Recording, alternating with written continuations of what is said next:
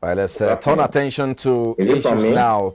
The ongoing conference of the parties, otherwise called COP27 in Egypt, seeks to accelerate global climate action through emissions reduction, scaled up adaptation effort, and enhanced flows of appropriate finance. African countries and developing nations indeed understand that funding is important in whatever position COP27 will take, and in this light, Nigeria is championing a call for more efforts that will drive the implementation of the country's energy transition plan. Amid changing narrative about the importance of climate discourse with the course to get Western countries to do more, we'll take a look at opportunities that are in this particular summit for Nigeria and how Nigeria is positioned to take advantage of these opportunities. Now, let's bring in our guest now. Mr. Debo Adeni is MD CEO of Songs Sustainability Services Limited, with experience of more than 20 years in providing strategic consulting and project management services for sustainable management of environment. Thank you for joining us, Mr. Debo Adeni. We appreciate you. Can you hear me? Oh, thank you so much for having me. Highly delighted to be here today in this wonderful program. Okay. Yes, the UN COP27 summit. Yes, talk to us about, can you hear me? Yes, I can hear you. I can hear you clearly. So talk to us. What does this mean? I mean, we know that Nigeria is involved. How do you think Nigeria can position itself to taking advantage of this particular summit? Yes, the summit, COP27, the one happening in Egypt, concerns Africa, especially Nigeria. Hello, Debo. Well, I guess we're having issues with Debo Adeni. Trying to paint a picture of what Nigeria can take out of this particular summit. Sorry. Yes, continue. I think I can hear you now. I think. Can I take 5 minutes off and change my network? Okay, Mr. Debo. All right. Let's just allow you to just fix the end there, and then we'll come back to you later. Okay. Well, yes. So we'll take a moment now, and when we return, of course, we'll look at this issue with Mr. Debo. We'll be back in a moment. This is Business Breakfast. Please stay with us.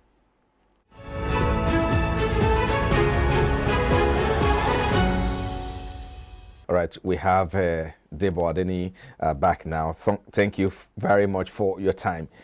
Okay, so you were going to talk to us about your position as regards the COP27 that is ongoing in Egypt, and how Nigeria should position to take advantage of the summit. Okay. Yes. Thank you very much for having me. Thank you. The UN COP27 summit that is taking place is another important avenue for Africa, for countries like Nigeria, to position itself, to use the opportunity to galvanize, international support as regards climate or impact of climate change. And as we have witnessed in the recent past, we've seen climate actions, causing food, insecurity, energy crisis, causing health hazards. We've seen recent flood that has ravaged the country. And when you look at the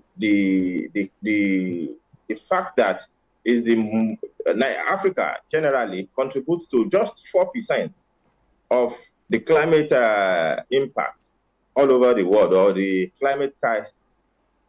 Most of these issues come with the developed nations. As a developing nation that we just contribute just 4%, we should get a lot of support from the international areas or countries. So as you can see, the The summit is going on, and Nigeria is there, and our government is already talking about getting certain amount of funding from this important summit. And as today, we have about $500 billion position for energy transition alone, and the government had put that analysis in place at the summit that without renewable energy, then the economic development that we are pursuing might not come to fruition. And we need so much in terms of climate adaptation, in terms of protecting the agricultural sector. When flood came, all the crops and agriculture Let me quickly come in. Yes, we're going to look at all of these issues one after the other. But I know that issue of energy crisis, the issue of climate change, global warming, of course, and the issue of financing top conversations that is ongoing there. But for us in Nigeria, and which one is crucial? And in the light of this, what should we be looking at from this conference? Yes, from this conference, for me, energy is number one. If you look at various organizations struggling, even the SMEs struggling to survive in Nigeria. When it comes to businesses, you can practically do nothing. You know how much fossil fuel is now. You know how much diesel is now. Nobody can survive without electricity. Organizations who have the little funds to put in place solar energy, they operate seamlessly without the headache of powering their activities. So the government should use the opportunity, because there are a lot of funding that have been projected for energy transitioning from the fossil fuels to clean energy, solar.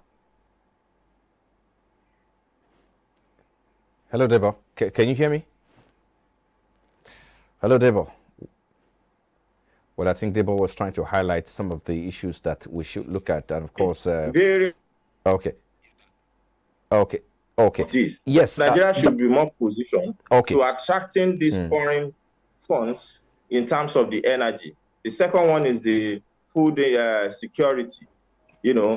Our government already making efforts there in discussing with various funders and various international organizations to assist in protecting our agricultural sector, as it's been militated with the impact of flooding everywhere. You've seen flood in Bayelsa, you've seen flood in Kogi, far away north, you've seen flood.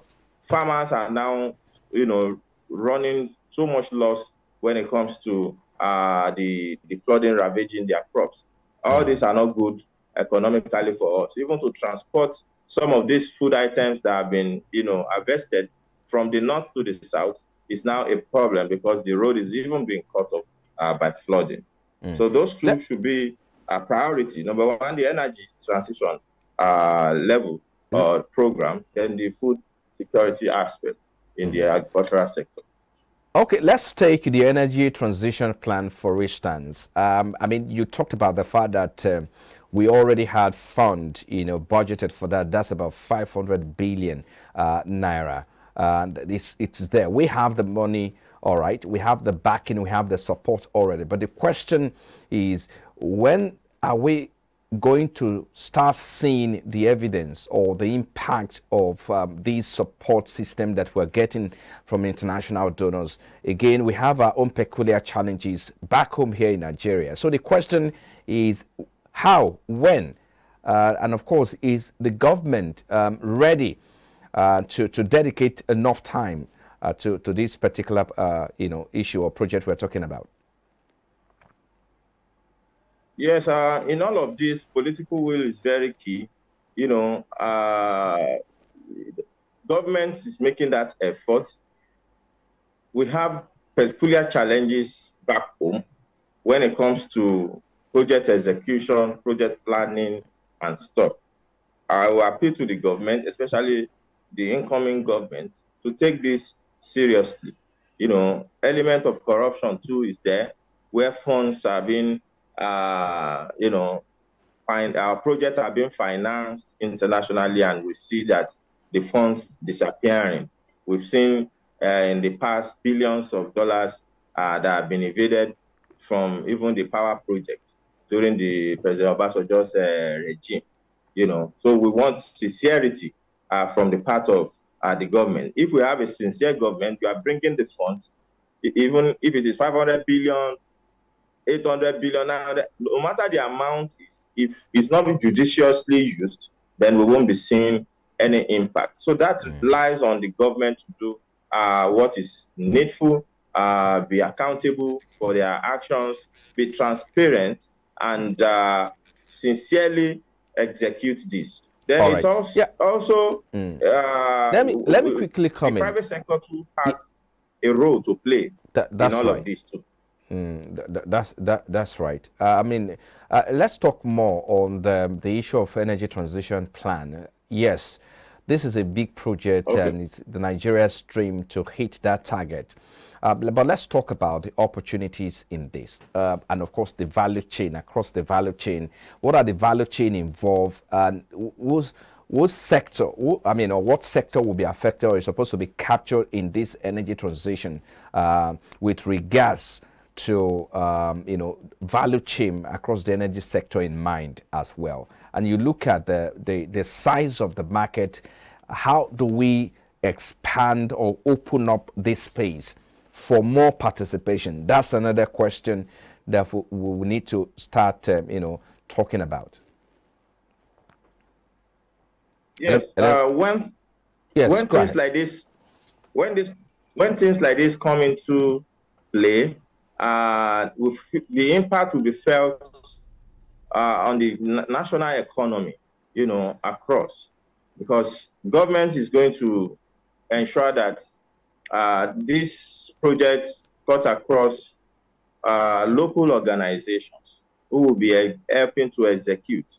For example, if I have a solar energy organization or company and I'm bidding for this contract in itself, I'm going to be a direct beneficiary. So if government should use local contractors in executing this, the funds will definitely get down to Nigeria's organization, especially the SMEs. Then two, in terms of the communities that are out of electricity for a very long time, some communities have not even witnessed electricity. By the time governments ensure that this project is being distributed in those areas, they feel the direct impact, the economies of those places will come up. Then the medium entrepreneurs or enterprises too will have direct advantage from this project.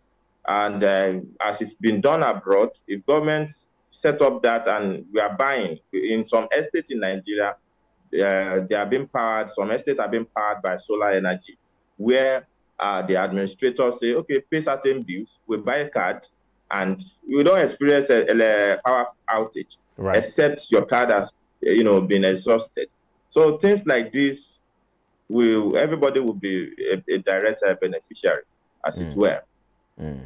Now, I know the country is also, looking to raise about $400 billion investment. So let's look at the possibility of raising this fund. I know, yes, in other areas or aspects of conversation like energy transition, yes, the government has also looked at partners to raise this fund. But this particular $400 billion investment that the government is chasing, or the country is looking at raising, what's the possibility? And who are we supposed to be talking to here? Yes. The government is talking to various international institutions.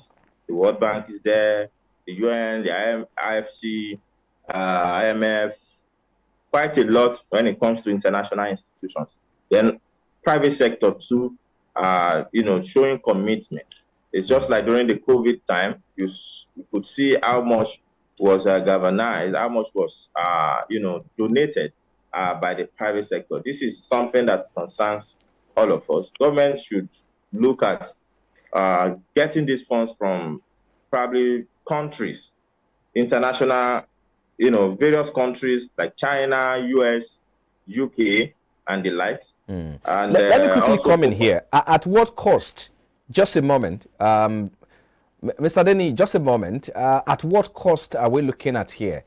I know the cost of borrowing has gone up. Yes, we know that there are grants, yes, and we also know that such investment or such funds don't come at a free cost, will I say? So it shouldn't come at a free cost, if I may put it that way. So at what cost are we looking at here? Well, I don't know. It depends on the terms. But when it comes to climate financing, sustainable finance, green bonds, and so on, and other green instruments, the funding are almost coming at 0%. Mostly the ones that are not 0%, 2%, 3%, 5%, because the funders are putting out these funds to encourage, or to drive climate actions. So if we are... Hello, Mr. Adebo. I would like us to wrap up now on that thought. Well, I wouldn't, but I just wanted us to wrap up properly. I mean, looking at, you talk about the food security and how much the government is looking at raising to ensure that they tackle, climate change and, of course, the effect of climate change in Nigeria. So let's wrap it up now. And this, of course, will look at the food security. How do we maximize this conversation around food security in Nigeria? Yes, localizing this, bringing it back home, looking at our own peculiarities in Nigeria. We've seen what is happening already. Hike in prices of food caused by the present flooding that is happening, which has ravaged farms. We've seen the roads are now inaccessible. Trucks, trailers can't move their agricultural products from the north to the south. Right. So conversations like this should continue. Government needs to engage local farmers, support them and see how they can go back to the drawing board, then help to control the flooding that is happening, especially from the area of the dam opening. We need proper climate adaptation plans that are needed to be put in place. So a lot needs to be done nationally. We should all agree that quite a lot needs to be done over here. In 30 seconds, just 30 seconds now. Let's wrap it up. Let's wrap it up in 30 seconds. How soon do you think we'll begin to see all of these efforts, yes, in collaboration with private sector? As soon as possible. As far as I'm concerned, it should start now, because we are already sitting on the keg of gunpowder waiting to explode. Right. And a lot of people are really being in the state of debt because of all of these things. So the government needs to do something today, now. Okay. We need to start now. The time is now. We shouldn't wait till tomorrow. Point taken. The last part there. We need to start now. Thank you for your time. Debo Adeni is the MD CEO of Senged Sword Sustainability Services Limited with over 20 years experience. Thank you for your time. We appreciate you. Thank you, sir. Yeah. Still to come after the break, Nigeria's property market continued to suffer significant setback as a result of the rising inflation and impact on the sector. Well, let's look at new trends and opportunity amidst this rising inflation rate in Nigeria. We'll be back in a moment. Please stay with us.